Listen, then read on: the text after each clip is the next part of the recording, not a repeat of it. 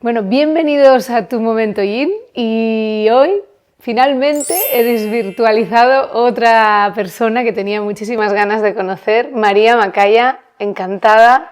Muchísimas gracias de tenerte aquí otra vez en el podcast. Qué suerte estar aquí, mil gracias por invitarme otra vez. No. Además, qué suerte conocerte en persona. Totalmente. Y bueno, en la primera temporada que te tuvimos, estuvimos hablando de Radica.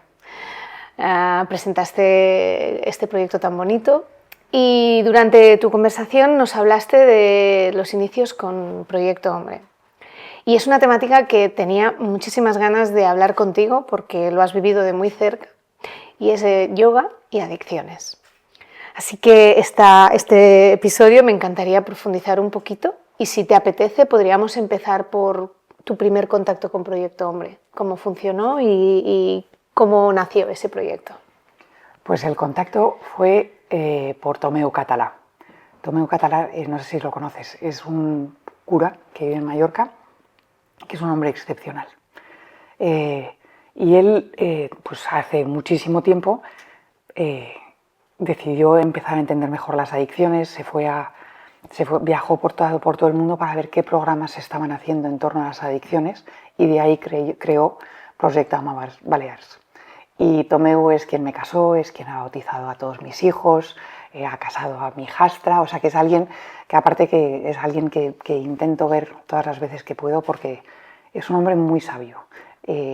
No te diría que soy una persona muy religiosa, pero si hubiesen más curas como Tomeu, habrían muchas más probabilidades porque realmente es un hombre que mucha gente que va al proyecto ni sabe que Tomeu es cura. Wow. Pero realmente es alguien que quiere el bien y que intenta ayudar a las personas y yo las conversaciones mejores que he tenido en mi vida han sido con Tomeu.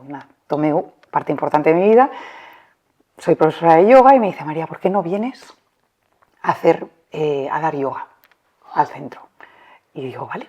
Y entonces nada, pues tengo que ver cuándo puedo ir a Mallorca, unas semanas, no sé qué. Y entonces lo consigo durante una Semana Santa, lo alargué un poco y me fui a Mallorca a ofrecer. Por suerte soy una persona muy curiosa, que me gusta estudiar, que me gusta conocer, aprender y entonces un tiempo antes de ir pensé, déjame que mire si yo tengo que pensar en algo cuando voy a trabajar con adicciones. Esto es antes de que existiese Radica. Claro. O sea que Radica nace por esto. Claro. Y entonces, por suerte existía ya el internet y descubro un mundo entero de cosas que tenía que hacer, cosas que no podía hacer, cosas que podrían ser útiles. O sea que realmente descubrí un mundo entero.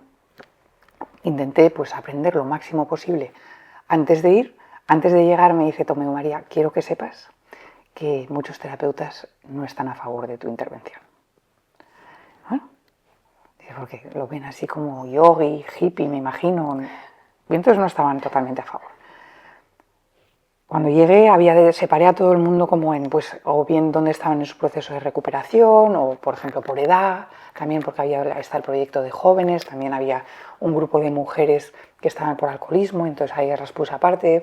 Y dependiendo, entonces, la gente que estaba en reinserción, la gente que estaba recién llegada, intenté como crear grupos reducidos de como 15, 20 personas para trabajar con ellos. Solo te digo que a medida que pasaron los días, acabé con salas con más de 100 personas, porque la gente me decía, María, ¿te importa que venga más de una sesión por día? Porque desde que estás aquí duermo. Alguna gente me dice, María, odio tus sesiones de yoga, pero desde que estás aquí, por ejemplo, duermo, me encuentro mejor. Los terapeutas que habían estado en contra, desde el segundo día ya empezaron a venir a sesiones ellos también. Ellos mismos. Porque inmediatamente empezaron a ver en las sesiones grupales e individuales cosas que llevaban, me lo dijeron, habían cosas que llevaba intentando trabajar con algunos de los usuarios desde hacía tiempo y no salía. Y ha empezado a salir desde que estás aquí. Y entonces empezaron a venir a sesiones ellos para ver qué estaba pasando en esta sala de yoga.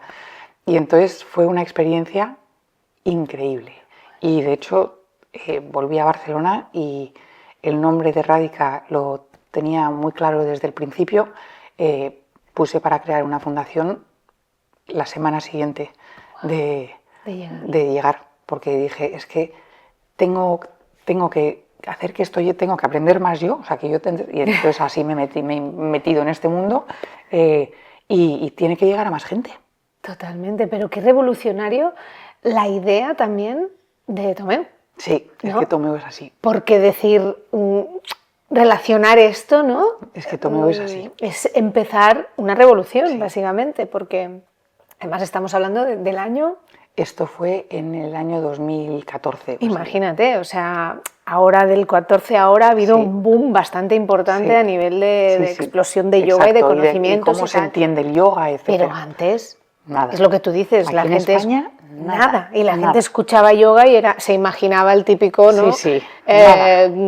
Haciendo meditación y ya está. O sea, que me parece brutal que ese hombre se le ocurriera esta idea. Sí. Pero has dicho que hubo una transformación durante esa semana, ¿no? Y desde tu experiencia, ¿cómo puede ser el yoga una herramienta activa en un proceso de recuperación de una persona con adicciones? Pues si miramos en adicciones, vamos a poner que hay como tres partes, ¿no? Está, digamos, la parte física, la parte emocional y la parte mental. Y el yoga puede contribuir a las tres. ¿Por qué digo el cuerpo y físico? Porque inevitablemente en la mayoría de las adicciones, sobre todo cuando estamos hablando de sustancias, te estás haciendo daño al cuerpo. Tiene que haber una desconexión del cuerpo. Y entonces ya cambiar esa relación con el cuerpo como un lugar de cuidado, de poder estar con ello, ya empieza a cambiar un poco el chip. Correcto. Emocional y mental tenemos varias partes. Uno, podemos entender las adicciones como una necesidad de escapar. O sea que sobre todo cuando estamos hablando aquí, ¿no? Hablando de Proyecto Hombre, hablamos sobre todo de drogadicción, pero también de alcoholismo. Bueno, ahora también trabajan mucho con pantallas, el tema de pantallas, etcétera. Pero en esa época todavía no estaba tan presente. Pero bueno, también con pantallas se puede decir que es una forma de evadir. Y el cuerpo nos da una herramienta que tenemos a mano para volver al presente, para no evadir. Y entonces, ¿qué vemos? Pues lo que vas a ver a menudo es personas con adicciones, por ejemplo, como que no tocan con los pies en el suelo, que es una cosa que tenemos que trabajar mucho en yoga cuando trabajamos con personas con adicciones, es volver a enraizar. Estas cosas, por ejemplo, que a veces se hacen en yoga, imagínate que estás en una playa. No lo podemos hacer, porque estamos invitándoles a volver a hacer lo mismo, a volver a escaparse. Lo que queremos aquí es que estén aquí. Reconocer el presente y poder estar con el momento presente. Y lo podemos hacer desde el tacto, desde la sensación de los pies, desde la solidez, ¿no? Y entonces el cuerpo nos da una herramienta para poder volver, en vez de para escapar, ¿no? Y emocionalmente, el espacio de yoga, este lugar donde nos estamos cuidando, donde podemos estar en el presente, de repente poder estar con personas... ¿Qué pasa? O sea, que a las adicciones no llegamos... Una persona no se vuelve adicta por felicidad. O sea que cuando recurrimos a una sustancia o a un comportamiento es porque la realidad nos cuesta, es porque hay un dolor ahí. Y, o sea que sí, tenemos que cambiar un poco la visión de adicciones como culpar a la gente que está ahí. No, están intentando de la mejor manera que saben estar bien, con algo que no pueden sostener. Y una gran parte de ello es la relación con las personas. El espacio de yoga te puede dar un lugar donde estás compartiendo con otras personas, que puedes estar en el presente, que puedes confiar en otras personas, que puedes dejar que otras personas confíen en ti, que son dos cosas que quedan totalmente rotas en adicciones.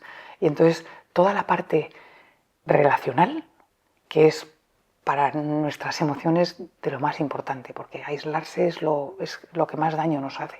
Y entonces poder crear un espacio donde se está compartiendo, donde todo el mundo se está cuidando, uno mismo y el de al lado de a su manera, y podemos aceptarnos y trabajar juntos, es un trabajo fundamental en una recuperación de... Por eso el trabajo grupal funciona tanto, correcto. ¿verdad?, en adicciones. Y además has mencionado algo que creo que es súper importante, que es el tema de la desconexión con el cuerpo, ¿no? Que esto mucha gente no lo tiene presente, aunque yo creo, y creo que ya lo hablamos en la primera temporada, que nuestra sociedad está súper desconectada del cuerpo, ya no solo las personas que sufren una adicción, sino cualquier persona hoy en día. No tienen ninguna conexión con ese cuerpo ni saben lo que les está sucediendo. Entonces, para trabajar con estas personas, ¿hay alguna práctica o algún estilo en concreto de yoga que funcione mejor para ellos? Si no te importa, me gustaría dar un paso atrás. Genial. Porque hablamos como de estas personas. Para mí la línea de adicción y no adicción es muy fina. Muy fina. Creo que todos, en la sociedad que vivimos hoy en día, con la cantidad de estrés, el Instagram, el no sé qué, conocemos la adicción. Total. Todos conocemos ese momento en el que, aunque sabemos que yo desde luego que sé que lo conozco, que aunque tengo que hacer otra cosa, hago ese otro comportamiento que a lo mejor no me está dejando hacer. No, me quedo en Instagram más rato del que debería. O pues tengo que ir a hacer ejercicio todos los días, yo, por ejemplo. Es por suerte una adicción un poco más aceptada socialmente. Sí. Se ve mejor. Y no, se ve mejor, sana, pero me gustaría que rompiésemos esa idea de ellos versus nosotros. Y que pudiésemos ver ese lugar donde podemos entenderlo. Porque así vamos a entendernos. Y así realmente vamos a poder acompañar y acompañarnos. Totalmente. Y así vamos a, si nos pasa que realmente nos estamos pasando de la línea, vamos a poder aceptarlo. ¿O no? Porque si es un ellos, nosotros, nos cuesta más. Y cuesta más pedir ayuda cuando la necesitas, por ejemplo. Porque ese ellos está muy estigmatizado. Sí. Bueno, es lo que hablábamos hace también poco, hablaba con una persona del tema de las etiquetas, ¿no? De la manera como te diriges a cualquiera de las personas con las que trabajas, ¿no? Y es verdad que las etiquetas hoy en día están muy puestas allí. Pero yo me refería más quizá a si hay alguna manera hay alguna práctica que funcione mejor con ellos. Vamos a tu pregunta, ¿no? Porque he sí. querido dar ese paso atrás para que nos diésemos cuenta que todos en algún momento dado podemos necesitarlo. Sí. Bueno, de hecho, yo lo veo mucho cuando trabajo, ¿no? Cuando les digo, ¿habéis practicado yoga esta semana? Y te dicen, no he tenido tiempo. Y luego les pregunto, mira tu móvil, ¿cuántas horas has pasado en la pantalla hoy? Sí, ¿sabes? ¿no? Porque me dice, es que no he tenido meditar, no es que no tengo tiempo de meditar. Bueno, la cantidad de veces que entras en Instagram correcto, y de repente no sabes cómo se ha pasado una hora. Sí.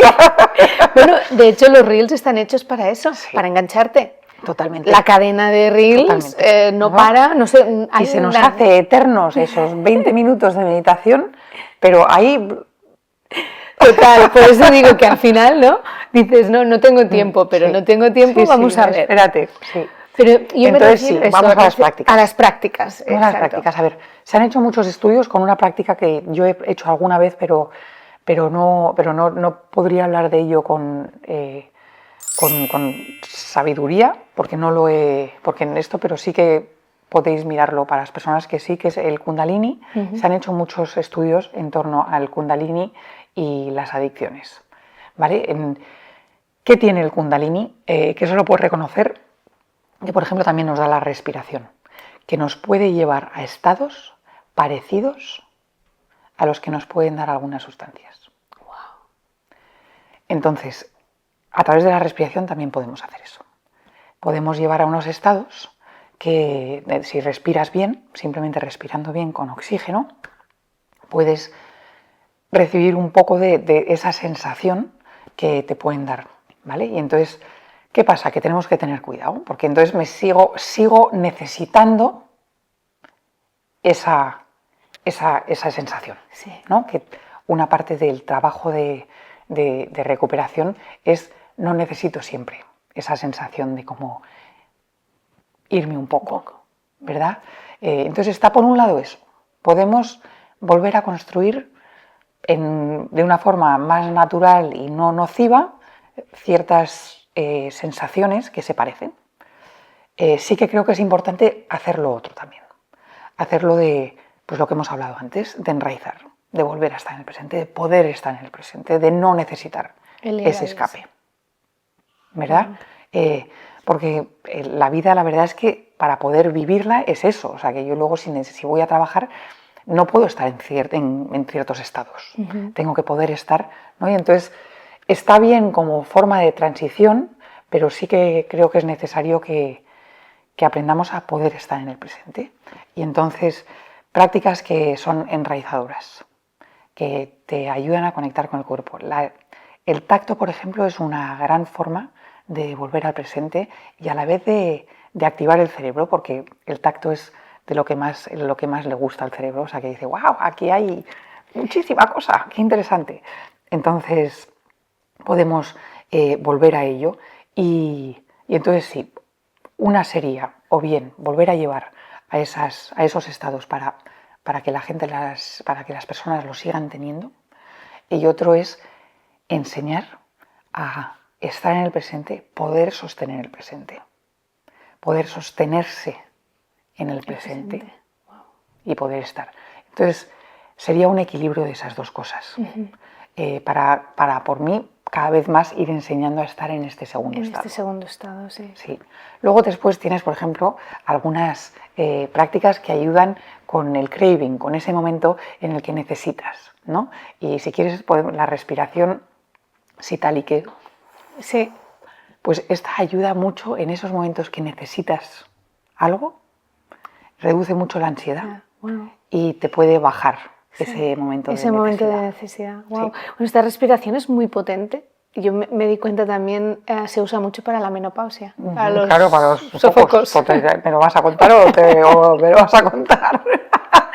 Pero que me alucina cuando veo estas cosas porque pienso que solo con la respiración puedas solucionar temas tan complejos, ¿no? Al final. Sí.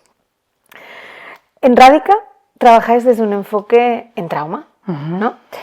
¿Qué papel juega el trauma en las adicciones? Todo. Todo. Todo. Hicieron un estudio hace varios años con unos ratones. Y entonces hicieron dos cosas. En un lugar pusieron unas ratas que las ponían solas. Y vivían en este lugar solo y tenían dos botellitas. Una botellita que tenía solamente agua y una botellita que tenía agua con heroína. En ese estado, en esas celdas que estaban solas, la mayoría morían de adicción y de sobredosis. O sea que, aunque les hacían daño, iban a ella. Continuaban. Por otro lado, tenían otra caja donde estaban muchas ratas juntas y donde tenían toboganes y podían copular y podían jugar y correr y era como un lugar donde habían otros seres y diversión. Y también botellitas, las dos, agua y heroína. Heroína. Casi nadie tocaba la heroína. Casi ninguna rata tocaba la heroína. Qué curioso. La probaban, veían que no la necesitaban y volvían al agua. Y las personas somos igual.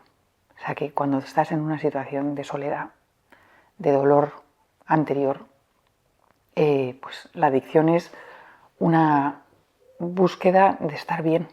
Sí. O sea que tú estás dispuesto a hacerte daño cuando crees que lo otro es peor. Si ese momento de escape te da una sensación de bienestar, es por lo que sigues. Si estás bien donde estás, entonces, para cuadrarlo, ¿qué rol juega el trauma?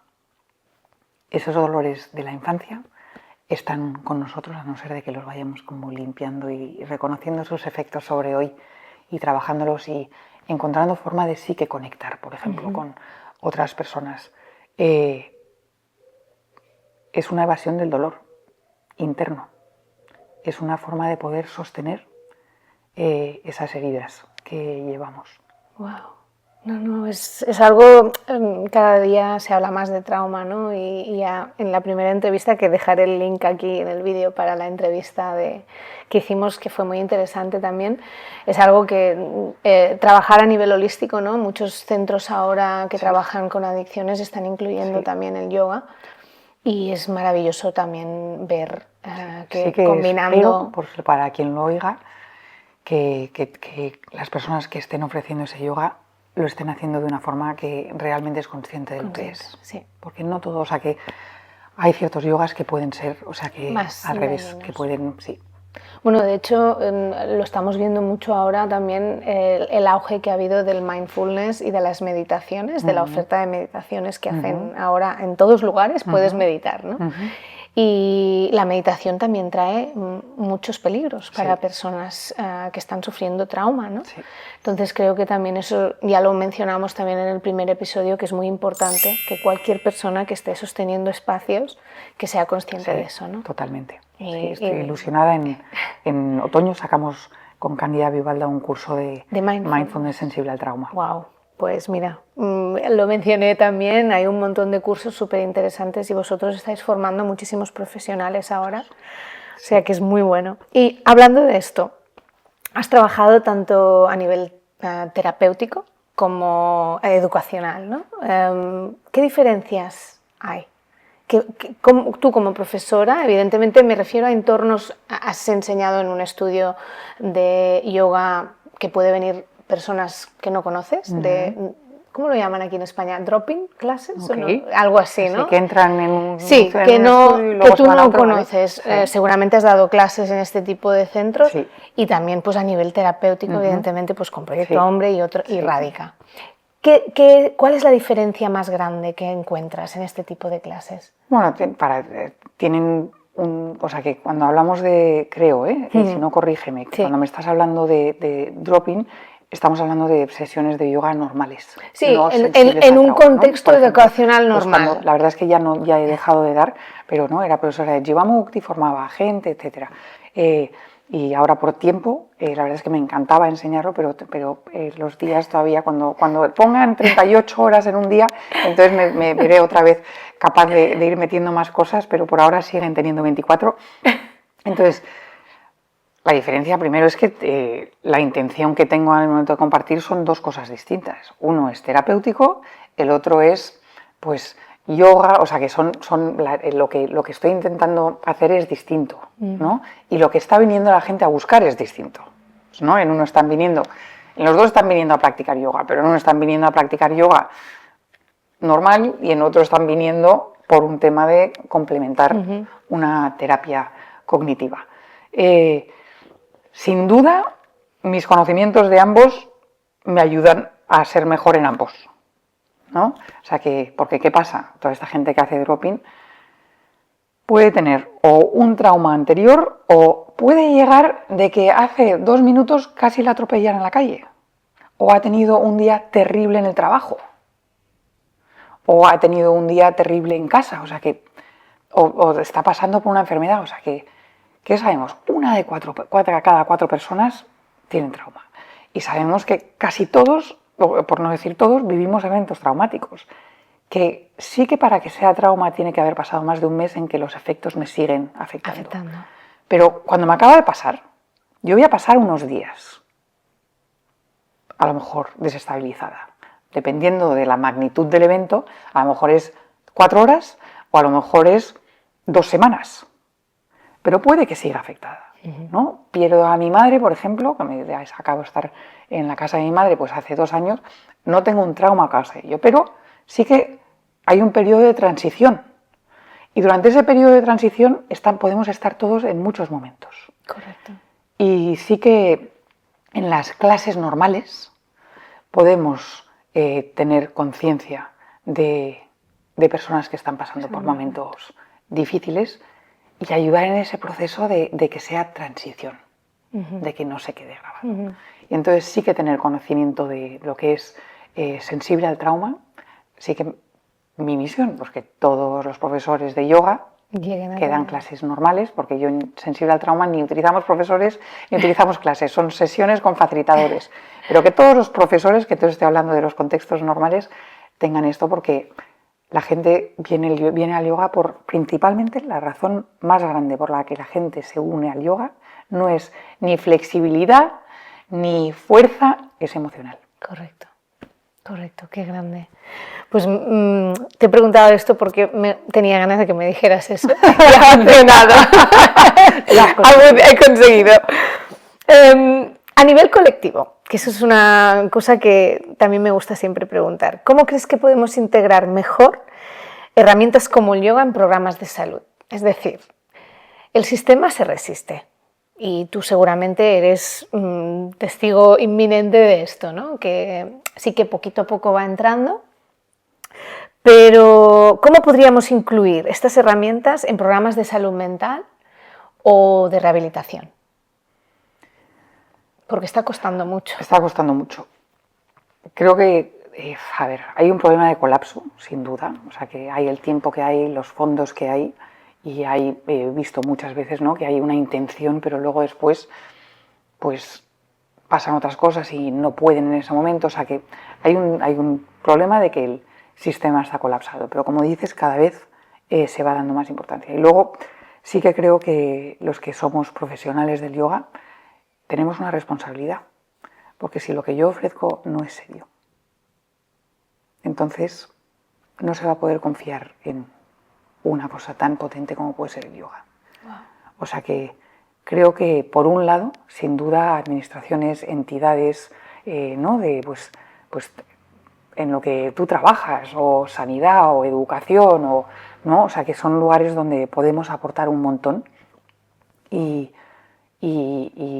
sí que me gusta que cada vez hay más y van tomando el tiempo y los fondos para poder hacerlo. Desde Radica, por ejemplo, una cosa que hacemos es, decimos, vale, si no lo podéis pagar, nosotros pagamos al facilitador. Wow. O sea que eso lo hacemos con entidades, sobre todo pues fundaciones, etcétera, nos ocupamos nosotros. Porque sí que también esta otra parte que te he dicho. La gente que lo hace bien es profesional. Y entonces yo quiero que estén remunerados. Correcto. Y por favor, personas, porque sé que muchas personas que son profesores de yoga te escuchan, hay una parte que es nuestra responsabilidad. El yoga puede ser una herramienta muy potente, tanto para el bien como para el mal. Uh-huh. Tenemos que realmente saber para que realmente sea para el bien. Correcto, correcto. Y cuidar a estos facilitadores. Sí. Porque al final hay muchísima gente que quiere contribuir, quiere estar allí. Sí, sí, exacto, qué bien, pero es como con cualquier cosa, o sea que yo puedo querer ayudar, pero tengo que saber ayudar bien, con cualquier cosa que haga, sí.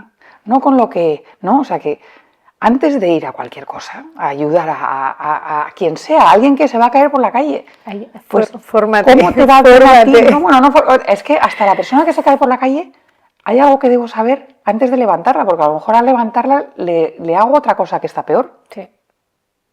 Entonces es importante informarnos bien.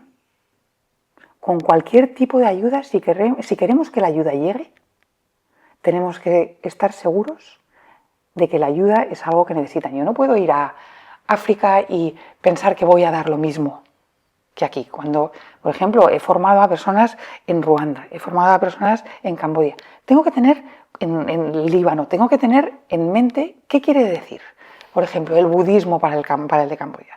Y lo voy a tener que adaptar, porque hay factores culturales que entonces, ¿cómo los trabajamos? Totalmente. La misma ayuda no sirve para todo el mundo. Informarnos es fundamental. Qué bonito. Y Radica, estáis haciendo una labor muy buena de divulgación, que eso es súper importante, y aquí te lo agradezco. Gracias a ti por darnos voz. Sí, eso es lo que estoy intentando, que todo el mundo escuche y sepa lo que se está haciendo detrás de las cámaras, ¿no? Que al final es eso, porque es muy bonito lo que se ve de cara al público, pero también todo el trabajo que hay detrás, ¿no? De un trabajo tan importante como el que se hace. Pero si pudieras transmitir un mensaje a alguien que está en plena lucha por una adicción y que nunca ha practicado yoga, ¿qué le dirías? Creo que cada persona tiene su camino que va eligiendo y no puedes forzar a nadie a hacer nada. ¿Qué le diría? Primero que lo he visto y que salir es posible. Que no tienes por qué estar solo, o sola, o sole. Y que sí, yo creo que el primer paso es conectar y que para ti puede que sea pues una sala de yoga. ¿Sabes lo que tiene la ventaja de la sala de yoga? Que no tienes que hablar. Que puedes ir, o sea, que he hablado con mucha gente, ¿no? Que lo que les da es ese espacio donde están con otras personas, pero todavía no están conectando, porque a veces puede ser difícil, ¿no? El otro día hablaba con alguien que estuvo en un proceso de adicciones de algo y dice, es que yo no quería hablar y que compartiesen conmigo y que me contasen y yo contar, es que eso para mí no era. Aquí tienes un espacio donde no tienes que hablar, pero de alguna manera estás compartiendo, estás siendo acompañando y acompañando. Y puede ser, lo que vemos con el yoga, es que hay menos gente que lo deja que la terapia. Es más fácil. Wow. Y entonces puede ser una forma de acercarte simplemente a eso, a socializar, a conectar, pero de una manera que todavía puedes. ¿Sabes? Qué bonito, me y salir gusta. de esa soledad. Me gusta. Y entonces el yoga puede ser como un camino intermedio. Ahí. ¿Sabes? Qué guay. Para eso también. Qué guay. Pues María, muchísimas gracias. Estaría hablando contigo toda la mañana, pero te tendré otra vez, lo sé, que te vuelvo a tener en el podcast. Y ya sabes que no me gusta dejaros ir sin conoceros un poquito más. Venga. Y vamos a por una batería rápida de Vamos preguntas. ¿Amanecer o atardecer? Pues te voy a decir amanecer. Qué guay, es muy guay la mañana, a mí me encantan las mañanas. 3 cosas sin las que no podrías vivir. Oh, mi familia. Ejercicio, ya te lo he dicho.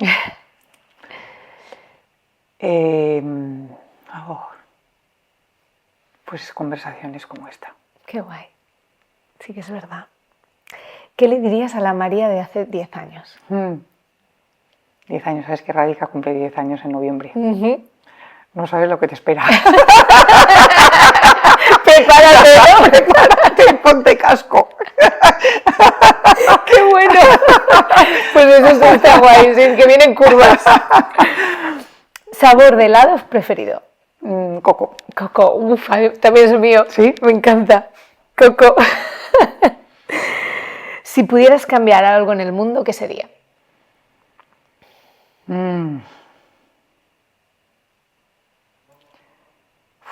Los espacios para conectar. Eso sería tan bonito, tener más sitios para poder estar. Sí, sitios mentales, no solamente físicos, ¿no? Que nos hemos aislado, pero también como emocionales. La vida como que nos lleva como a corres de un lado a otro y como en esa, ¿no? En ese soledad. Para desconectar. Sí, ¿no? Es que lo digo también como llena de esta conversación que estoy teniendo contigo. Gracias. ¿Qué emoción te identifica? Pues sabes esos, ¿cómo se llaman? Las cosas esas que ponen en algunos bares con todo tipo de piñones y no ponen como... El cóctel. Los cócteles, Sí. pues un poco va a ser esto. O sea y que además ya están todos como naranjas y no sabes cuál es cuál. Porque están todos totalmente unidos, juntados, y ya no sabes si te están comiendo un kiko o un cacahuete. Eso es pues, un cóctel. Pues, o sea que yo creo que eso de que tenemos una emoción, tenemos que separarnos de eso y saber que hay muchas emociones a la vez. En estos momentos, alegría de estar aquí contigo y como tengo el corazón lleno. Gracias. Pues yo te voy a agradecer de nuevo habernos acogido aquí en tu hogar, de tenernos aquí, de haberme abierto a esta conversación tan bonita y por muchos más momentos así. Mil gracias a ti. Qué suerte.